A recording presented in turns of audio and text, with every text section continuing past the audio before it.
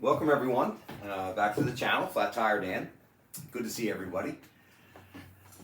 So for today, if you follow us on Instagram, flat_tire_Dan, and if you don't, you should. You would have seen actually yesterday that we posted that we were going to do sort of a quick review and sound demo episode here on a Bluetooth speaker that we have here on the channel. And briefly, originally bought it about a year ago for kind of one specific purpose, right? And that was the intention, just to use it for kind of one purpose. But over the course of the past year, we found more and more ways to really enjoy it. And then most recently, a way that's really kind of changed something pretty big that we're working on here. And so I thought it would be maybe a good time and a good idea to kind of share it with you guys. Like, it's turned into something that we really use a lot and highly recommend. And I kind of try and give you guys that stuff every now and then. So anyway, it's a JBL Xtreme 3 Bluetooth speaker. Completely weatherproof, element proof. Also, I'll get into that. Bought it about a year ago. At the beginning of this episode, you show sort of a short snippet of what it sounds like. Now, granted, this is the most acoustic area I have. I'm in my living room again. I'm not in the garage and I'm not outside. And it's still not very acoustic in here. I've got hardwood floors, I got tall ceilings. So in the beginning there, when you saw a little 30-second snippet of just some YouTube music that they let me play, that was only at about half volume. I get it too loud in here and things start bouncing off each other. But you did hear a little bit of it, and I'm going to play, another minute or so at the end of the episode of a couple different types of music so you get an idea what it sounds like. But trust me, it sounds great. And I bought it, like I mentioned, originally to use in my CanAm X3 side-by-side that you've seen on the channel a bunch, and you've seen the pictures at the beginning of this episode, kind of how it's situated in the X3. So, long story short, I'm a huge fan of CanAm. Everybody knows that. I think they make the best sort of off-road side-by-side vehicles on the market. They're very purpose-driven. They're all about performance. They're all about horsepower. They're all about handling and suspension and the function of the machine, which I appreciate, right? And I love mine. But one thing they don't do well, and I'm thinking maybe this is by design, is that they don't get into that many accessories, right, for your machine. They've been getting better, but they really don't push that end of it. Like, they sort of give you one of whatever to choose from, and if you like it, great, and if you don't, go ahead and shop somewhere else. So when we bought our X3 about a year ago, I wanted to put sound system in it. I wanted to be able to listen to music while I was out riding. And the only option that CanAm offers for the CanAm Maverick X3 is what they call their sound roof, which is basically a roof for the machine that's nothing but speakers and amplifiers and lights and craziness. Way more than I was interested in. Not only gear-wise, but price-wise. It's somewhere between $3,000 and $4,000 depending on where you shop. And that doesn't include like wiring harnesses and all that kind of crazy stuff. So that's certainly wasn't what I was looking for.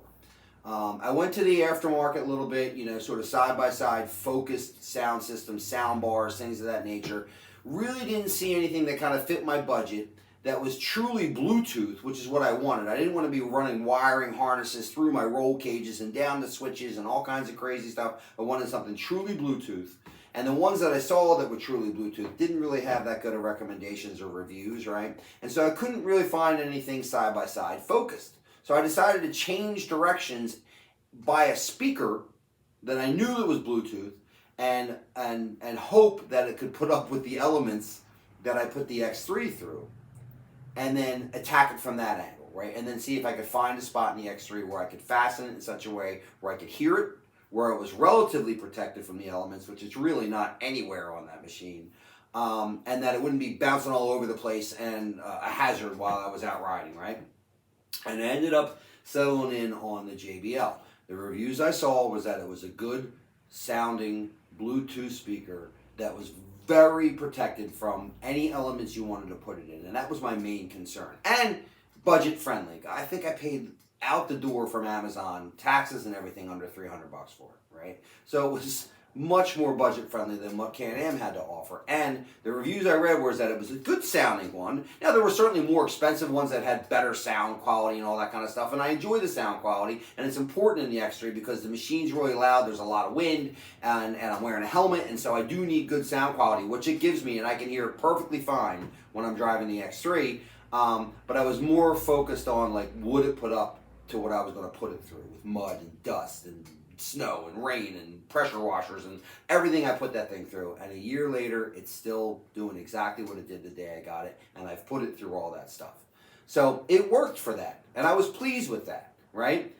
Then, like, summer came. I bought it last winter, right? Then summer came or spring came, and I was doing some stuff around the house, and I was like, it'd be nice to listen to some music. Let me get that Bluetooth speaker I have, specifically that I bought for my side-by-side, and put it out here on the deck rail, right? And listen to some music. And sure enough, sounded great, like outdoors, filled the area with music. The battery lasted forever.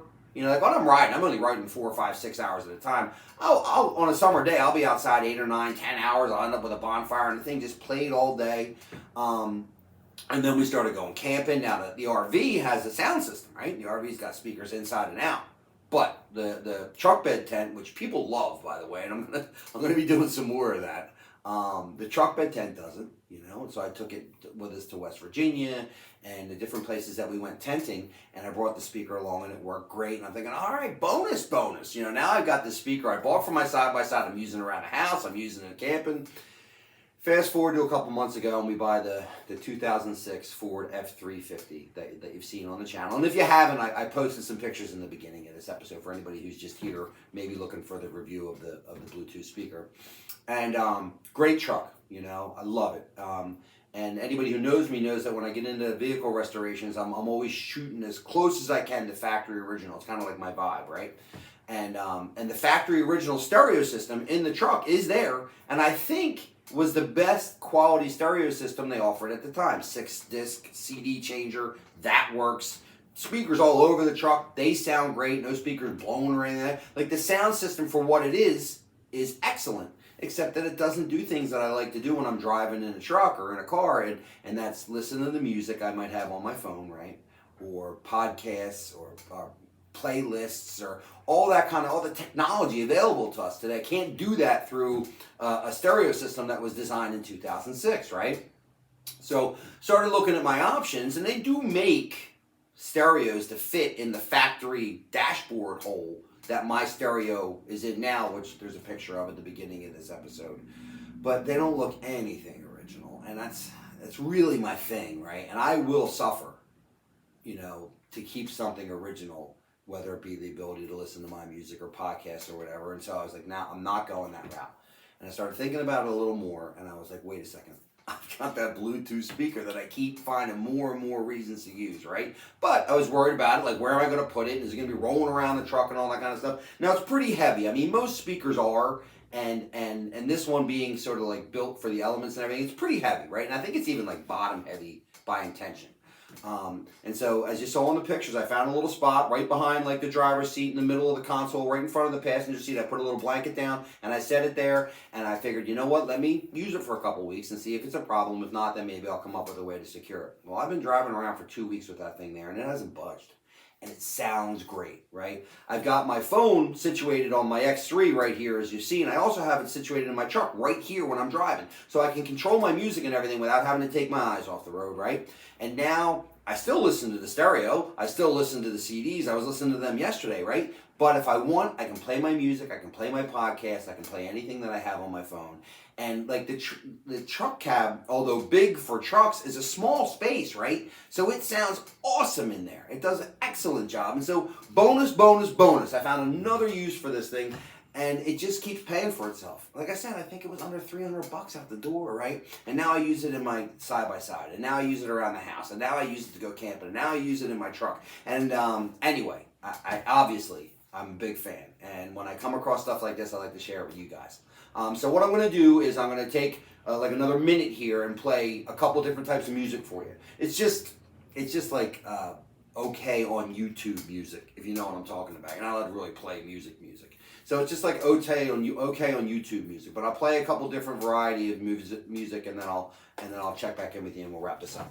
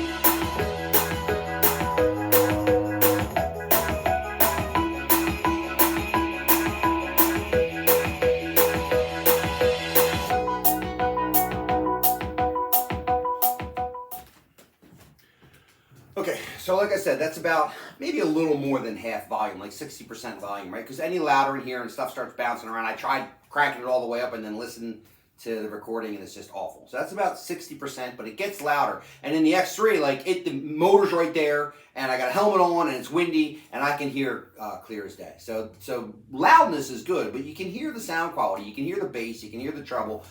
JBL actually has an app for your phone, right, where you can connect to your speaker and actually control like an equalizer for all the different levels that you want. You know, it's not like soundstage quality, but it sounds pretty good, right? And so that's a nice tool to have. You can actually use the same app if you have more than one JBL speaker to connect them all to the same device, you know, phone, whatever it is you're using. So that's pretty cool. I think it came with a pretty solid warranty. But for me, and if those of you who are looking for my original purpose for this thing, I can tell you it has been bathed in mud. It has been covered in snow. I've actually accidentally pressure washed the inside of the side-by-side, forgetting to remove it first. And it still sounds as good as the day that I got it. So I'm a big fan, reasonably priced. I got mine on Amazon. I was able to register the warranty and everything through there, so I didn't have to go to JBL directly to buy it. But I highly recommend it.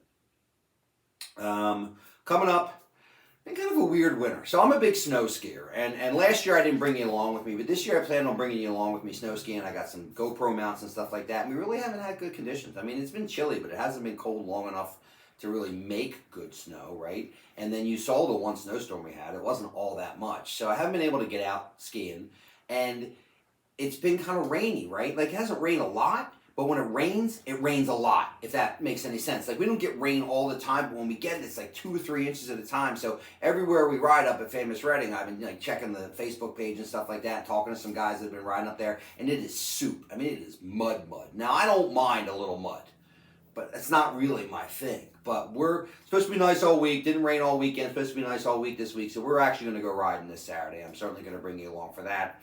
I know it's kind of the most, you know, kind of popular thing on the channel. So we'll get you some riding footage this weekend. And if it gets cold enough or we get some snow, I'm going to take you skiing with us, which is always fun. I ski with a good group of skiers. I think you'll enjoy that. As always, like, it's pretty awesome.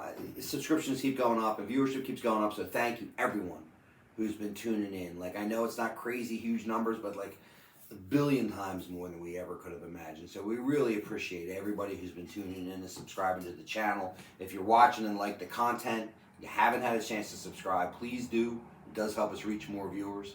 And we've been getting a lot of interaction as far as comments and suggestions, not only on the comments of the episodes, but through our Instagram page, flat_tire_Dan. You follow us there, we'll follow you back. We can communicate directly. And what I would like is more suggestions, and I've been getting some. The skiing is one of them that you'd like to see on the channel. You kind of get an idea of what we're into. So if you have ideas of what we could be doing differently or more with the stuff that we have, please hit me up. You know, we could use all the help we could get. But again, thanks everyone so much who's been tuning in. We really do appreciate it. We really are grateful. And remember, stay tuned for more content from Flat Tire Dan. We'll see you.